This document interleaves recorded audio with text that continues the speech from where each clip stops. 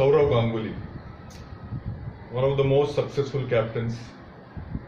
Out of 49 tests he has captained, he has won 21. Sir, do you feel he was the best captain of India? A very difficult conclusion, because there have been very good captains, like what we did in our first episode was Tiger Pataudi, who made a change. And then thereafter as also we have had Dhoni. I mean, there's been the present and the past. But yes, he's made a significant, I think, contribution or effect where captaincy is concerned. And one could sort of at least give him that sort of a thing, that he was one of the most influential captain of Indian side that has ever taken. Is he brought the team together. There was no north, south, east, west. He got players, he got people like Yuvraj, and he got Harbachan, and there were people from the north and the west, and he combined them together, Zahir Khan.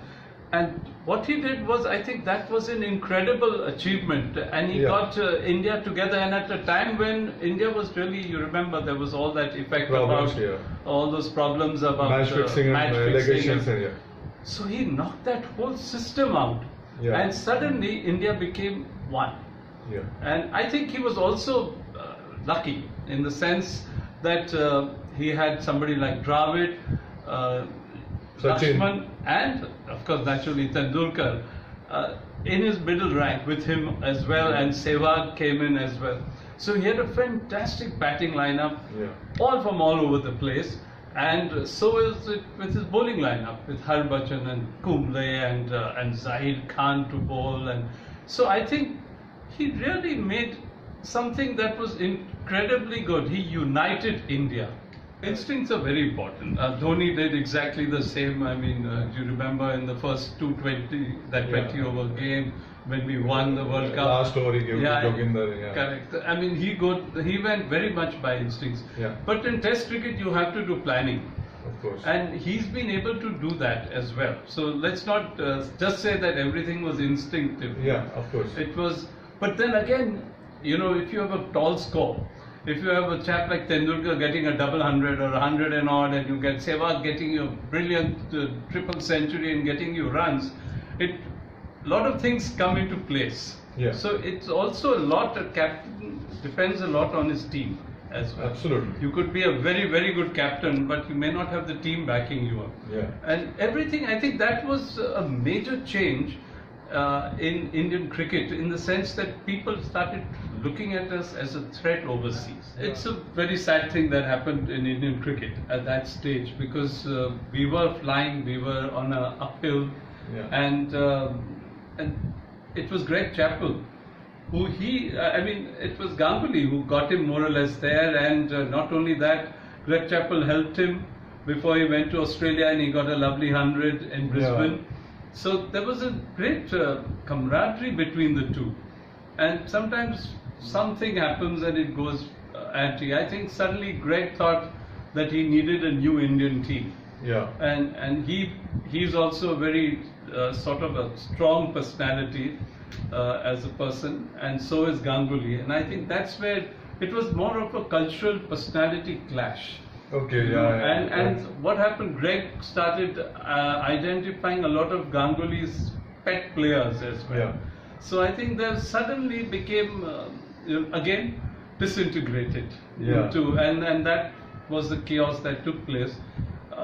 It was one of those unfortunate things which happened in Indian cricket. The best victory that we all still rejoice is the one where Lakshman and Dravid got those runs, and in Calcutta, in his hometown.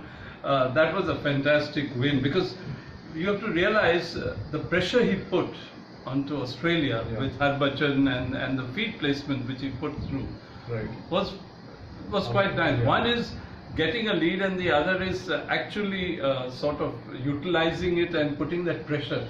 So he was a captain who could put in a lot of pressure where teams were concerned.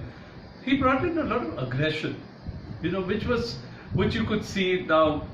I think there have been incidents like, let's say, what happened with Steve Waugh, where he kept him waiting for the toss.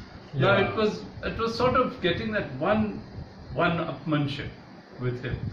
Steve Waugh knew what it was, but he wanted to do that. Others were always succumbed. They were always yes sir to all the foreign teams and this thing. This chap said, no, I'm going to do first of all a mind attack, and he did that. And so he was aggressive enough to do that. Then he removed his shirt because Flintoff had removed his shirt in India, so he removed it over there and at Lord's, which is a famous thing. Now that was, I think it was just emotional. Playing as a team member becomes, I mean, Tendulkar has done it, but that was very much in the middle of his career, and he concentrated. He said, I want to be a part of the team.